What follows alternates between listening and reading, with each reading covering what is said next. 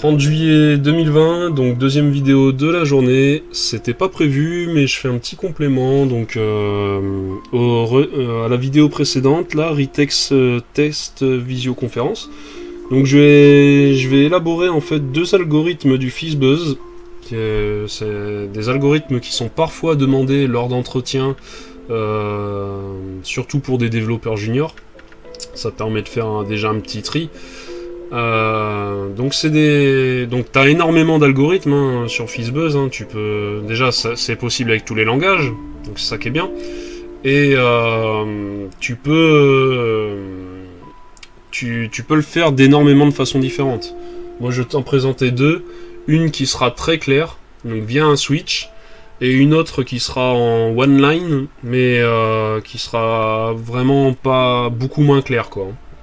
Donc un junior aura peut-être du mal à saisir la deuxième méthode. La première, par contre, elle est très claire, très lisible.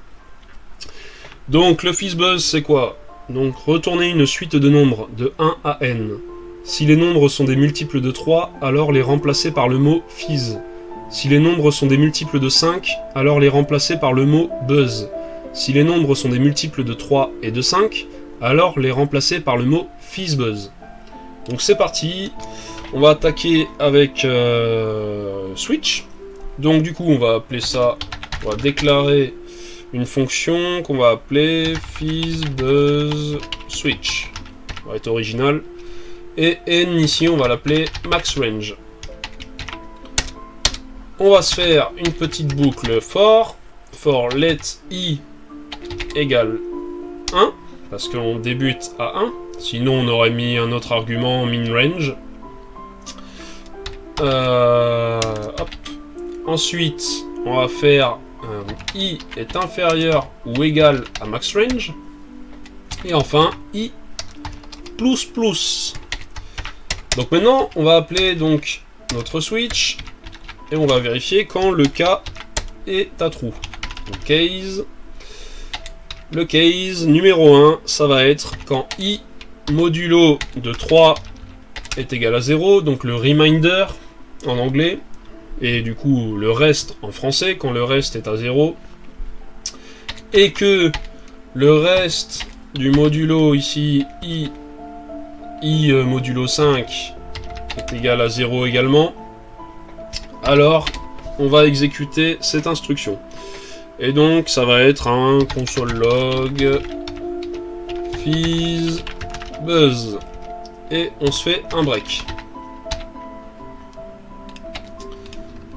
Hop, ensuite cas numéro 2, i modulo, hop, j'oublie la valeur, modulo 3 est égal à 0, alors console.log fizz break. Case i modulo 5 égale à 0, console.log buzz break, et enfin cas par défaut, si on rentre pas dans ces cas là, console.log i. Donc là on a retranscrit en fait ce qui est indiqué là comme consigne. Donc quand c'est divisible par 3 ainsi que par 5, on affiche FizzBuzz. Quand c'est divisible par 3, on affiche fizz. Quand c'est divisible par 5, on affiche buzz. Et quand ce n'est pas divisible par 3 ni par 5, on affiche le numéro, le nombre. Donc maintenant, il ne nous reste plus, hop, je vais faire un saut de ligne là, il ne nous reste plus qu'à appeler FizzBuzzSwitch et on va lui donner 20, parce que c'est suffisant pour avoir les 4 cas de figure. Hop, ici, et du coup, je viens faire un node FizzBuzz.js. Et du coup, qu'est-ce qu'on voit? 1, 2, 4, 7, 8, 11, 13, 14, 16, 17, 19. Ces nombres-là ne sont pas divisibles par 3 et par 5. Donc on arrive dans le default et on console log donc le nombre. En revanche, 3, 6, 9, 12, 15, 17 sont divisibles par 3 Et bon, j'ai cité le 15 parce qu'il est divisible par 3. Ensuite 5, 10, 15, 20 affiche buzz à la place parce qu'ils sont divisibles par 5. Mais du coup, ici le 15 on affiche buzz parce que vu que c'est divisible par 3 et également par 5, on affiche fizzbuzz. Par contre attention, si ici j'inverse l'ordre, que je mets ça par exemple ici en dernier cas, et que je fais node fizzbuzz.js, eh bien tu verras que 15 va afficher fizz. Si ici j'inverse et que je mets ce case avant, je refais, tu vois ici que 15 va afficher buzz. Il exécute en fait les cas dans l'ordre. Donc attention, si tu veux espérer voir ton fizzbuzz, mets bien ce premier cas en premier. Donc ensuite, on est bon avec notre switch qui est très lisible, très simple et qui doit être performant également. Et là, on va faire un map qui, je pense, sera sans doute moins performant et en plus bien moins lisible. Mais bon, c'est le genre de code que tu retrouves, hein. Donc je vais te le faire en plein d'étapes pour que tu comprennes à chaque fois ce qui se passe. Donc premièrement, attends, hop, faudrait déjà que je déclare la fonction fizzbuzz map, on lui donne un max range, tac, et on va directement hop, l'appeler ici, lui donner 20, et on va bien penser, vu qu'on est bon avec celle-là, à commenter ici pour qu'on n'ait pas les console log d'ici qui s'affichent. Donc maintenant on va premièrement créer un tableau qui va contenir 20 éléments indéfinis. Donc, parce qu'on va pas utiliser de boucle let ici, enfin de boucle for, excuse-moi. Donc ici on va se faire un nouvel array, donc c'est équivalent à ça, new array. Ici on va se passer du new. Et on va donc lui mettre max range. Et on va se console log ceci. Tac. T'obtiens un tableau avec 20 éléments indéfinis. Ici dans le terminal il te dit 20 entiers en thème, mais si tu le fais dans ton navigateur, tu auras 20 éléments indéfinis. Donc 20 éléments undefined dans le tableau. Ensuite, nous ce qu'on veut, c'est pas... attends, du coup je vais commenter. Avec index de 0 à 19. Parce que vu qu'on commence à 0, un tableau, donc on va de 0 à 19. Sauf que nous ici, en dernier index, on voudrait 20. Donc du coup, je vais copier toute la ligne ici, et je vais faire 1 plus 1 ici. Donc en fait, ça va me donner 21. Donc ici, je change déjà ça, le commentaire, et je te montre. Hop, ici, on a 21 items, donc du coup, on va de 0 à 20 dans notre tableau. Ok. Maintenant, nous, ce qu'on veut, on aimerait bien aller voir ces fameux éléments undefined. Donc, on va se récupérer ça, on se fait ça, et on se rajoute un spread operator ici, juste devant. Et du coup, je vais supprimer ça, tac, parce qu'on va éclater le tableau. Je relance, et du coup, tu as 21 éléments undefined qui sont affichés dans le terminal. Hop, je clear.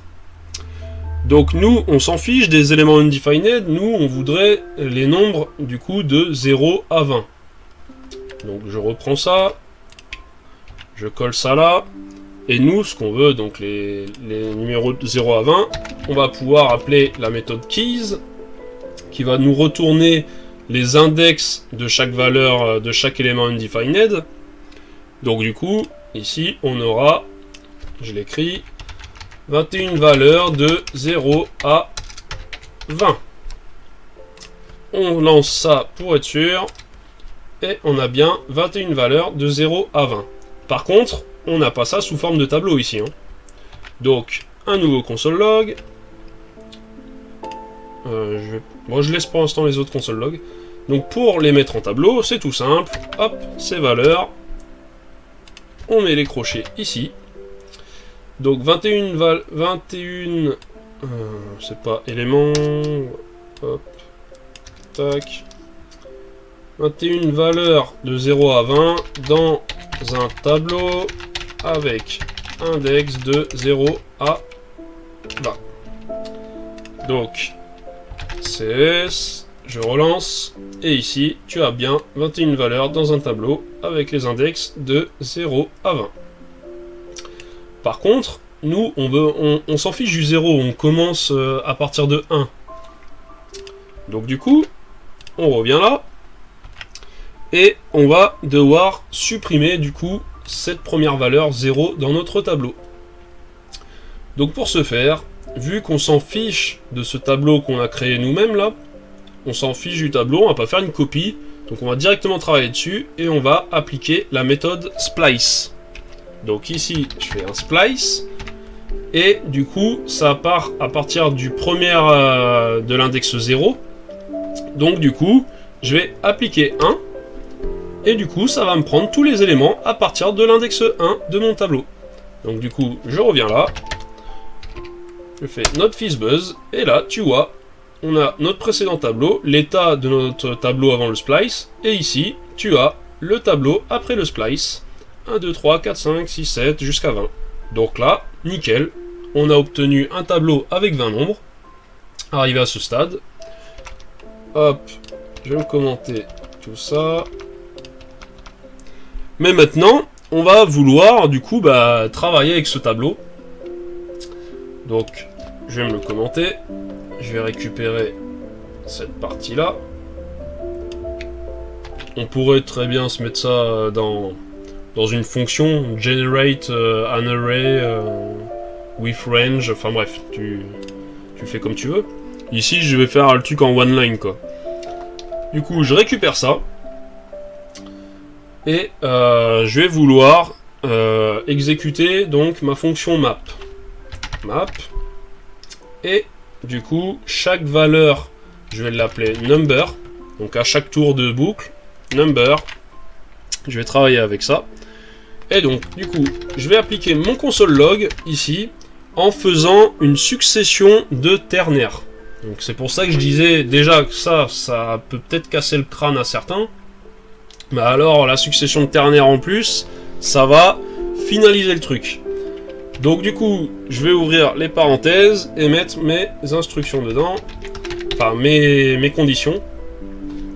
Si number modulo de 3 est égal à 0, alors on affiche fizz. Ok? Si...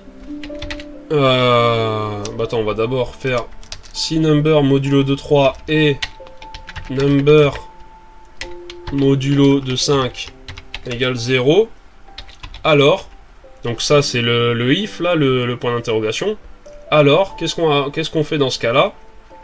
Eh bien, on va afficher FizzBuzz. Sinon, si number modulo de 3... tac, je vais fermer la parenthèse là. Je vais me remettre une parenthèse là. Si number modulo de 3 est égal à 0, tu vois, c'est qu'on s'y perd vite après avec les parenthèses.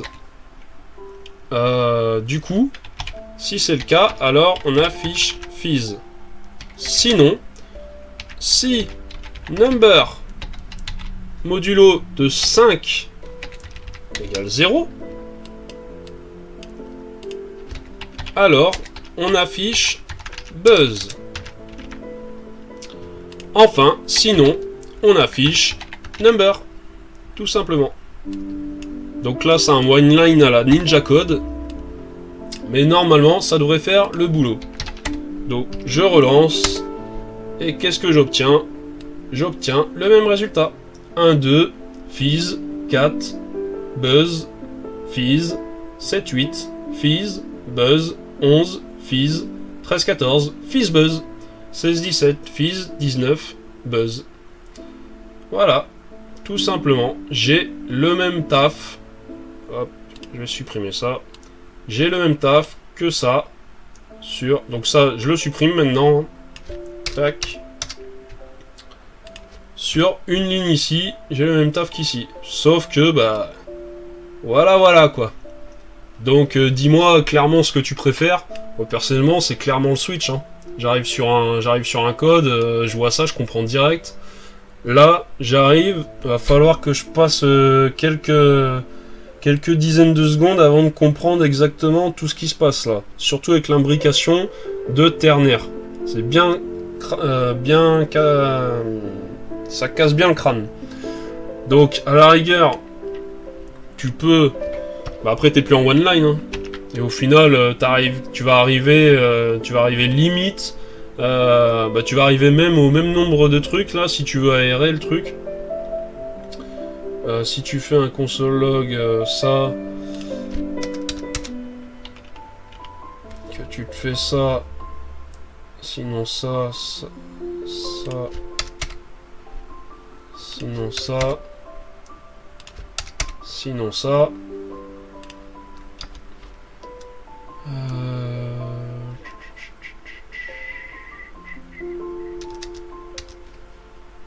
Il me manque une parenthèse.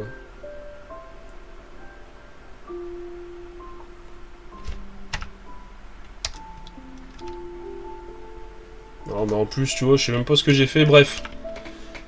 J'ai pas envie de me prendre la tête. Tac. Ah oui, c'était la collade fermante. Merde, je suis con. Bref, c'est pas grave. Mais tu vois clairement que même, en gros, si tu veux donner plus de lisibilité à ton truc, au final, t'arrives au même résultat. T'arrives au même nombre de lignes qu'ici. Donc pour un test comme ça sert vraiment à rien, c'est overkill de partir dans un truc du genre là par contre. Hein. Mais c'est intéressant de savoir faire des choses comme ça quoi. Dans plusieurs cas de figure, tu auras des... Enfin là t'oublies tout ce qu'il y a là. Mais cette première partie là, donc avec le map inclus, t'auras des cas de figure comme ça où bah, il est intéressant d'utiliser ce genre de fonction là, de mix de fonctions pour arriver à un résultat. Mais là, avec la simplicité du truc, c'est nettement cet